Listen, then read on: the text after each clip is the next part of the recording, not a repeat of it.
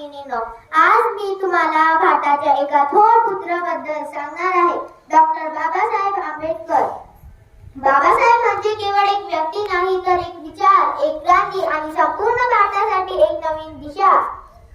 त्यांनी गरीब, दलित, शोषित वर्गासाठी आवाज उठवला आणि शिक्षणाच्या बळावर स्वतःचा आणि लाखो लोकांचा उद्धार केला. त्यांनी आपल्याला सांगितलं, शिका, संघटित व्हा आणि संघर्ष करा.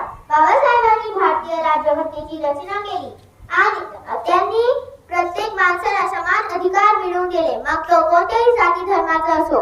त्यांचं स्वप्न होतं असा भारत जिथे माणसाला माणूस म्हणून जगता येईल.